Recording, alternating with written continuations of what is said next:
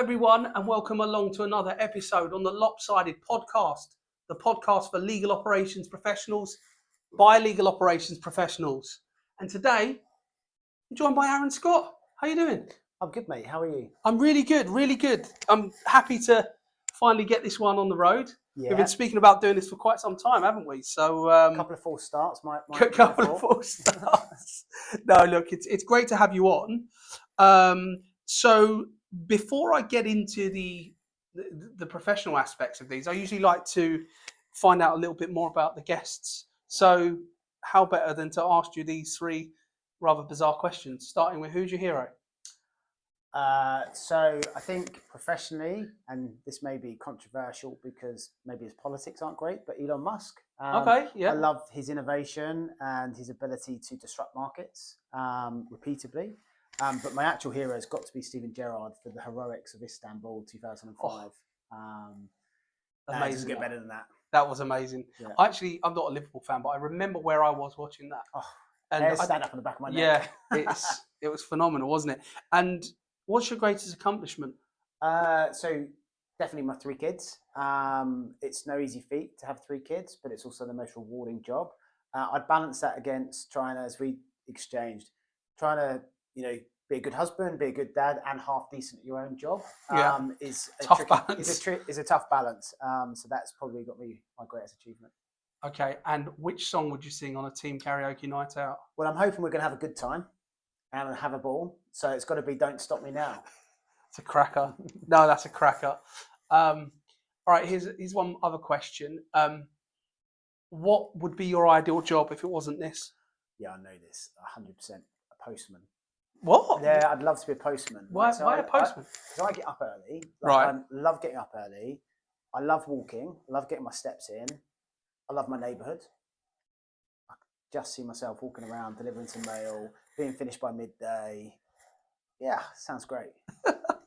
I did not see that one. Yeah. That's always my wife will chuckle because I've never been a postman, but yeah, I've always wanted to be. Well, there you go, Director of Legal Project Management at Clifford Chance into postman. Yeah, exactly. Right? But you're not going to be a postman because, as I mentioned, you were Director of Legal Project Management at Clifford Chance, but you're now going out on your own to start a consultancy, Telescope?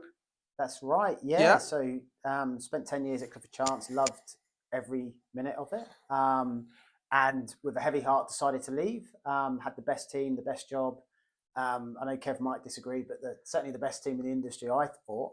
But I felt like it was time for a change and decided to go out and fly solo. And I founded Telescope this month. And Telescope's really all about helping clients and law firms address the commercial downside of scope management. I think the billable hour is dead. I think people have been saying that for years. I think AI means it's a real event now, and the Telescope controversial and interesting.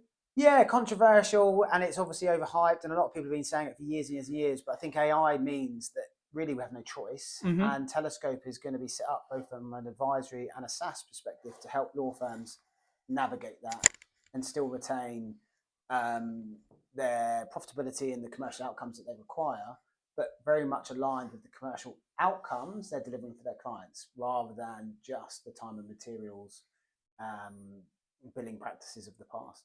Amazing. Well, I look forward to seeing how that develops. I'll get you a telescope too. Get me a telescope, branded telescope. That'd be good. So we're going to be focusing on LPM by design today. So on that basis, first question. I say first question. I suppose the first statement is how we're going to focus around how legal work has historically been delivered and why that's no longer enough. And you've mentioned AI as an example. It's legal work's traditionally relied on kind of ad hoc PM rather than structured delivery support. I say relied on. I think it's more to say that it's been used in the form of ad hoc delivery support as opposed to more structured delivery support. Where do you see the biggest cracks when firms rely on kind of heroics rather than systems of LPMs? Client experience, I think, is the biggest crack. And the driver behind that is law firms have such incredibly high expectations of their lawyers. We expect them to be deep subject matter experts. We expect them to be great at business development, at client relationships, at legal development, people development, leadership, project management, pricing. And you expect so much of individuals. And so as a result, there's always a compromise and a trade-off somewhere. And I think in some instances, that's where you have ad hoc approaches to things like project management or pricing. And that's, we're only human, right? And if we have such high expectations and we place so much responsibility on single people, it's always going to be a trade-off around where their strengths and weaknesses lie. And I think traditionally that's the driver behind ad hoc project management. And the reality is that impacts client experience, not from a legal perspective. Legal advice and the expertise is a given, but clients also want to see work delivered in a predictable way. They want to see work delivered on time. They want to see work delivered on budget. They don't want to have those awkward conversations at the end of matters, justifying why fees are perhaps much higher than they'd anticipated. And so that's where things like more structured project management, more structured pricing approaches can help with the client experience, because the legal expertise is a given, but actually that sort of structured methodical approach can help make sure that not only is the legal expertise first class, but it's delivered in a well-coordinated, well-structured, on time, in scope, and on budget way. And that's what can be a USP for clients. And on that client kind of vein of thought, how has client expectation evolved in ways that make consistent, repeatable delivery non-negotiable?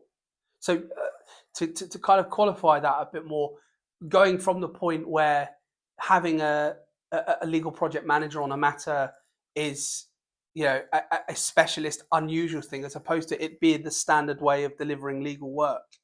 Yeah, I think particularly in the UK set of clients, we've got very sophisticated in-house legal operations teams, and they've begun certainly over the last 10 years to look at what does good look like.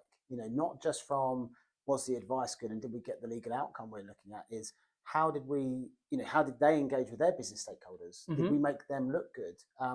Was it done in a commercially and efficiently sensitive way? And so I think as those legal operations teams have got more sophisticated, law firms have had to step up their game, and they've had to invest in project management resources, pricing strategies, technology. And I think that's all been about keeping pace with these legal operations teams. But I think actually law firms can do more. We can go beyond what, we can delight clients. If we really focus on the operating model and really focus on how do we deliver legal advice in a smart, AI-empowered way, we can go beyond keeping up with client expectations and move to delighting clients, because they're getting first-class legal advice, they're getting it done in an efficient, tech-enabled way, and we're getting rid of those nasty surprises and those awkward conversations, which ultimately erode trust and erode margins. And what do you think is the kind of key objective of clients? Like, what's the real pain point that they feel LPMs help them to nullify? I think if you look at our financial institutions, it's certainly cost predictability. Some people might go, well, they're just trying to reduce cost. I don't think it is necessarily trying to reduce cost. I think they're trying to have an accurate accrual process, and they're trying to forecast and understand how much they're going to spend. And if they're going to overspend or underspend, makes a big difference to the bank or to the organisation in terms of how much they're locking up from potential business investments or from allowing the business to do other deals. So I think it's about predictability and then using efficiency levers to become to deliver work in aligned to the modern way of working, like most businesses and products that are on the market. And if we stick on the kind of LPM by design kind of trend here, from kind of people dependent project management into platformisation, if that's even a word, kind of designing legal delivery at scale, how does said platformisation change the way legal work is planned, resourced and delivered? it does change it. So I'll ask you a question. Have you ever been in a lift and have you ever been asked the question, are you busy? Yeah, Right? it's very rare people say no, right? Yeah, it's very rare, and it's probably the most often asked question that I've ever heard. Yeah. Are you busy on the right thing? Is what we should be focused on, right? There's one thing about being busy, but we can all be busy. It's about, are we being busy on the right objectives? Are we delivering the key results for the client or for the firm? And I think platformisation, I'm not sure Platformisation, that is a yeah. word, is all about how do you put that structure in place? How do you make sure that you have your goals and your objectives, your statement of work, and how you then plan your resources, your time, and your assumptions to deliver that work. And maybe that's a case of using professional project management resources, like legal project managers and other roles before. And maybe it's a case of using training and technology to upskill your lawyers, because actually there's a misconception. Every legal project is managed, right? Legal project management is not a single team or a single individual or a cohort of teams across industry. It's a sort of an approach that law firms take to manage their matters. And I think that platformatization is all about how do you scale that and how do you do that at scale across what is in a massive industry. There's across the UK and US, it's like, I don't know, $450 billion industry. And how do so you can't ever really manage all of those projects just through LPMs. And so that's where you've got to invest in your lawyers, your partners, training them, technology, other roles in the firms like PAs, etc., to help execute what your matter management best practice is, and to do that in a way that is scalable across the industry, not just sort of in pockets. Yeah, look, it's a good point. Busy but not productive, Yeah. as I would often say.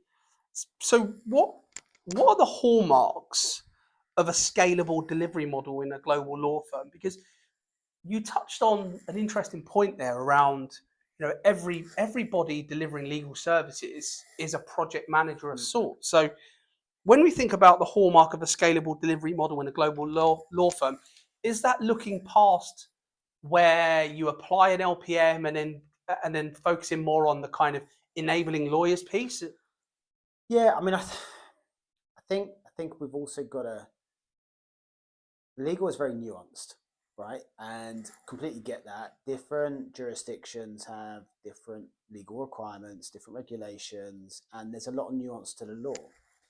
But actually, the delivery model doesn't necessarily have to be as nuanced. And what do I mean by that? Well, I mean, when you're scoping a matter, you're scoping a matter. You're trying to break down the client's objectives. You're trying to work out what the deliverables. You're trying to work out the assumptions.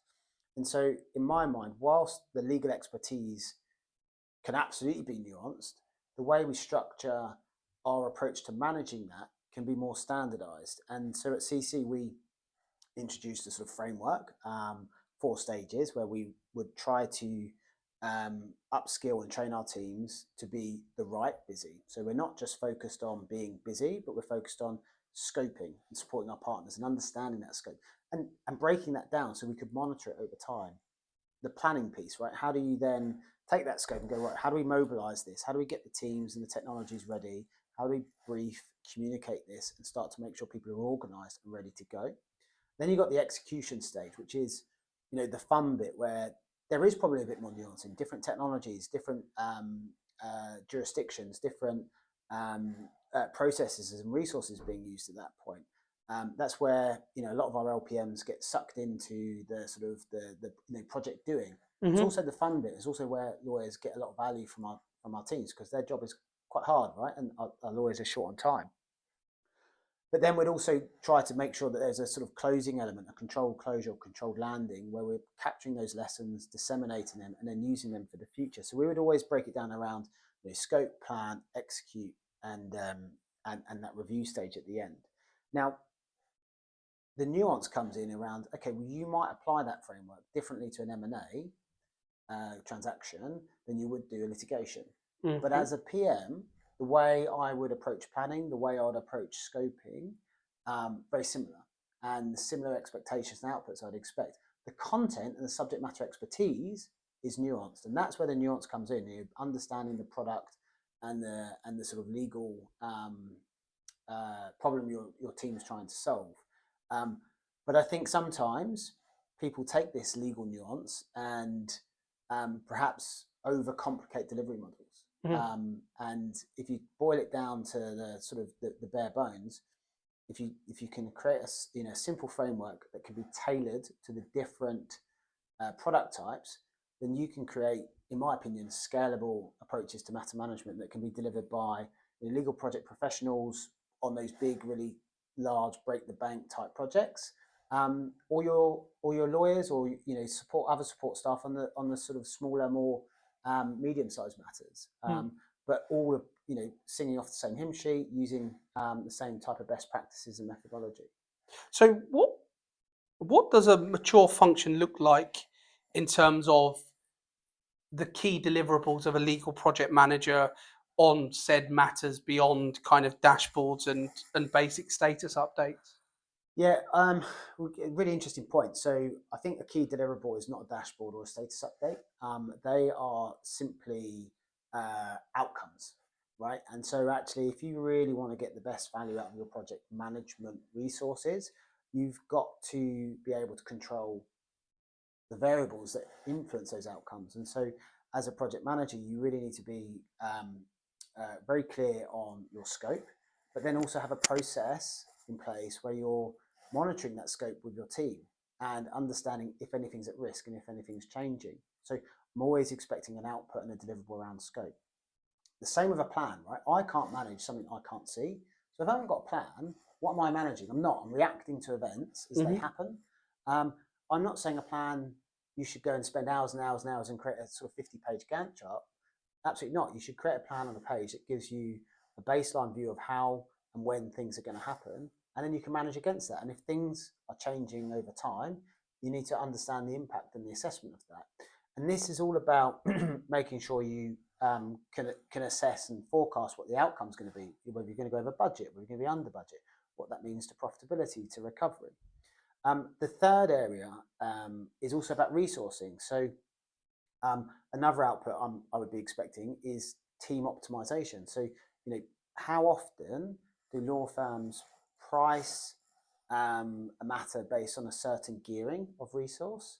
And then how often is that gearing different because the availability of the resource is different?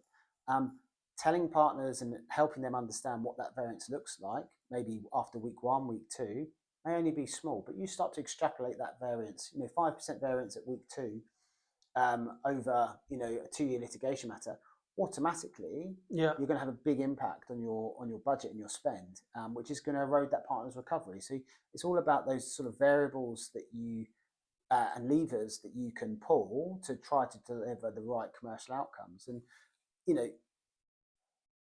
this isn't, my point here is you want to help your partners deliver their KPIs, which is, build client trust, build client relationships, but also deliver against their commercial KPIs for a law firm. That doesn't have to mean you've got to build clients more, and that's a misconception. Or you shouldn't build, you shouldn't just increase the revenue for clients and, whatever. The reality is you've got a number of levers, scope and resourcing and timelines that you can pull that can help optimize your recovery and your profitability for your partners without necessarily impacting the client. Yeah, just doing it more efficiently, doing it more efficiently, and still getting the right outcome for the client. So final kind of topic I had here was around and we've touched on this, but the future of legal delivery. So designing for adaptability and not just efficiency, because efficiency is at the heart, right, of a lot of what a legal project manager is trying to do, help the lawyers and the clients, achieve the best outcomes by focusing on the most effective, efficient way to deliver services, whether that cost related, timeline related or whatnot. But in terms of the adaptability piece, do you see a shift towards a semi or kind of fully productized legal service delivery? And if so, what role would you see an LPM doing in that? Yeah, interesting. I think that in some respects you're going to see that productization. You're always going to have bespoke requests. Some litigation matters, always going to be very nuanced, or you may get some legislative changes that require bespoke advice or whatever. So you're always going to have some top end bespoke advice required, or new legal problems and challenges that need to be solved. But I think law firms could take a lesson from Volvo, right? When you go to Volvo to buy a car, to use your analogy, they don't tell you, well, this is the team that's going to build your car, this is how long they're going to take, and we'll charge you by the hour. What they do is they have a car ready, they have all the fixture and fittings you can choose from, and they give you a price, and you can choose what spec you want. Do you want the gold service, the sort of full spec, the sort of less spec? And it gives the client the power of choice. The power of choice, the strategic control, to decide what they want to spend their budget on. And I think law firms could invest in that, because quite often we've got that knowledge, but we sell it once. And we don't then invest in how do you productize that and sell that repeatably. I think there's lots of opportunities there. From an LPM perspective, I think there's an element around portfolio management. So if you are selling products, how do you create that structure? How do you create that efficiency? How do you create that process? And how do you help your lawyers go to market with a productized offering? We did that before at CC on a number of different cases. Perhaps the one that sort of springs to mind the most was IBOR, where we tried to create consistent delivery models, a consistent go-to-market strategy, and we tried to sort of create an efficient and client value-driven commercial proposition that was driving the right work for our firm and for our lawyers, and driving the right outcomes for clients, but making use of technology, making use of our lower cost resources in Delhi and in Newcastle, and really making sure that we had good legal project management across all of that, to deliver things on time and on budget. And if things were going off piste, raising the warning early and saying, look, something's wrong here, the scope is changing, or the timeline's slipping, or the technology is not as good, or the documents data quality is not as good as we're expecting. What can we do? How do we problem solve real time and mitigate the risk to budget? So, kind of associated question to that, like the role of LPM as I perceive it is changed considerably, and it gets me thinking about what new capabilities or broader skills does a kind of a next gen LPM or LPM team require compared to maybe 5 years ago. Is that a view you agree with? Do you think that the role of LPM is changing from 5 years ago? Yeah, constantly. I think one of the things that LPM has been good at as a sort of sort of profession, as it were, is evolving and adapting. And so what we were doing 5 years ago is very different to what we're doing now. I think technology is going to play a superly more important part of the role of LPM going forwards. It's already playing quite a big part, but you can see how quickly with AI agents and the LLMs and all the stuff that's coming, how quickly technology is going to adapt. So, one thing we've noticed is that we have higher adoption of technology usage when you use an LPM than when you don't. And so being that sort of, it's not a gatekeeper, but that ambassador. It's like a conduit, right? Conduit, change agent, helping our partners and our lawyers subtly change the way they work. Not because the reason they can't do it themselves, they can do it themselves, they're just really busy. Yeah. Right. And so actually having an LPM help take that headache away, take that operational burden away, is what helps those partners, those lawyers then subtly change and say, oh, yes, we are going to use AI for that. And wasn't that a good experience? And oh yeah, we are going to use the lower cost office in Newcastle. And actually that work product was good. Whereas without an LPM, perhaps that operational burden on top of what is already a very busy day is just too much to ask. And so I think the role of the LPM is going to evolve, and it will evolve in a more strategic way. So, less about project doing and more about strategically getting the best value out of the tools and resources that a firm has at its disposal. So that'll be, using AI. That'll be making sure pricing arrangements are delivered against commercially, right? Quite often, I'm going to use my scope analogy now, if you don't mind, but quite often, if law firms and clients invest so much time at the start of matters where we're agreeing pricing arrangements, we've got reverse auctions, we've got beauty parades, great slide decks, and essentially the outcome of that is we agree a fee with a client and we have a bunch of assumptions tied to that fee. Often what happens with that is it gets stored away in a slide deck or an engagement letter, filed away, and then not looked at again until it's too late. And so actually, from an LPM perspective, strategically, you've got to shift that paradigm. So we are not just doing the pricing, doing the work, and then justifying our fees, but that we're actually setting up our teams and our operating models to deliver that statement of work in a way that's efficient and in a way that's controlled and predictable, both for the law firm's benefit, but also clients. And managing scope creep, of course. And managing scope creep, right? Because the hidden cost of scope creep is estimated to be something like $40 billion across the UK and US. And that's unrealised time for law firms and overspend for clients. So it's a significant sum of money that's being left on the table that's eroding margins and also eroding client trust, because you end up in this awkward conversation where you're trying to justify fees, or you're going back to a set of assumptions that you never really shared with the client, and you're pointing out that clause 2.1 in this letter that we issued 18 months ago but haven't spoken to them about since says there's going to be 20 documents and there was actually 21 documents. So we need to change that paradigm and become much more collaborative and create a single version of the truth. And I see the role of the LPM being quite strategic around that, and making sure that we create that client alignment and deliver against what we committed. There's one thing about committing to a price up front. There's another thing to then delivering that price at the end. And quite often, I think there's a disconnect.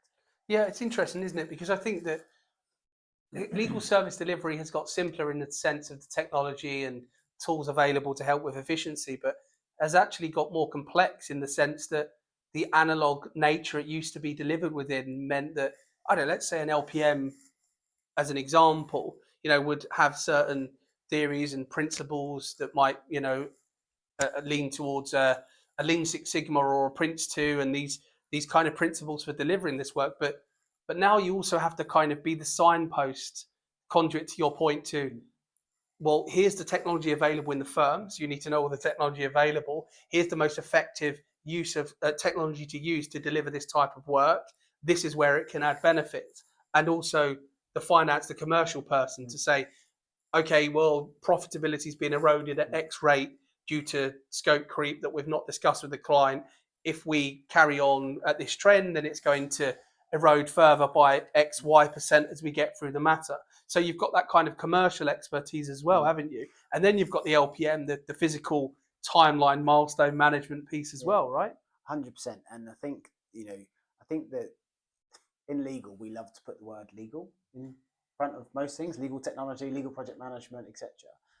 But I think that sort of that formal project management that you talk about, Prince 2 and the like, doesn't work in legal, right? The way legal services delivered between clients and law firms is just not that structured, right? It's not that commoditized. It's different to building a skyscraper or a rocket or whatever. What good LPM is problem solving, and problem solving real time and proactively, and helping your partners and your clients come up with those problems, deal with those problems, and spotting those problems before they become problems. And so there's a lot more flexibility, a lot more, I think, entrepreneurship within the legal project management type role that I find more enjoying than just running out an IT project, rolling out an IT system. Yeah. It's being the conduit, as we said. Exactly. It's helping deliver change in terms of the way we work or the commercial outcomes we're trying to deliver for the firm or the client, and doing all that in a way that is client facing, that's impactful, that's keeping clients up to speed, up to date with progress, so they understand, what they're spending their money on. Mm-hmm. Law firms, quite often when they do client updates, sort of take for granted the client knows all that stuff, and they will just send a fee update. I don't know if you've heard the term, can you send me a fee update? I'm a firm believer that you shouldn't send fee updates. You should send updates that describe an analysis, basically. Yeah. What progress have you made? Yeah. How far through the timeline are you? What risks have come up? How much does it cost? And what you're demonstrating there is the value of those fees. Totally agree. Rather than just how expensive or how much it's costing. I think sometimes people are so busy and they just take it for granted that their clients know this. And the reality is maybe some of their clients do, but also their clients are reporting to their stakeholders, right? And so part of our job is also to make our clients' lives a bit easier, make them look good for their stakeholders. So making sure they've got good executive reporting around the value we're delivering for this cost is often quite helpful for those in-house roles. It's probably a great point to finish on, because it's that whole notion of what you've just described there is what I call the difference between an administrative function, LPM, and a professional service, LPM. And the latter is always going to be the one that, creates value, kind of accentuates value to internal stakeholders and external stakeholders, and really requires the level of expertise that we've discussed through our discussion today around technology and around managing matters, understanding the process of the types of matters that you're working through, and all of the kind of trimmings and associated aspects that come with that, right? Yeah, completely. And I think that there's some really good benefits in good administration and good coordination. I don't want to downplay any of that. Like, there's some really good stuff there. But if you really want to achieve the outcomes that the firm's setting out to achieve, that the client's setting out to achieve, then you need to be as focused on those inputs and those variables and those commercial levers that you've got to deliver those outcomes. And you've got to have the confidence to do that as well, right? It's one thing knowing this, and there's another thing being able to speak up and saying, look, we've got an issue, we need to do something, when the team is really busy, when deadlines are tight, when there's a lot of pressure, but it's the right thing to say.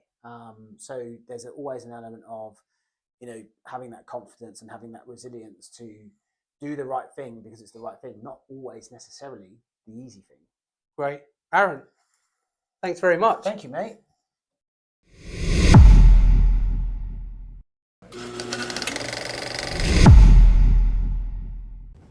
Thank you for watching the LOPSided Podcast with me, John O'Donoghue. Don't forget to follow us on TikTok, Instagram, and LinkedIn at the LOPSided Podcast. Check out our website at www.thelopsidedpodcast.com, and most importantly, like us and subscribe to us here on YouTube.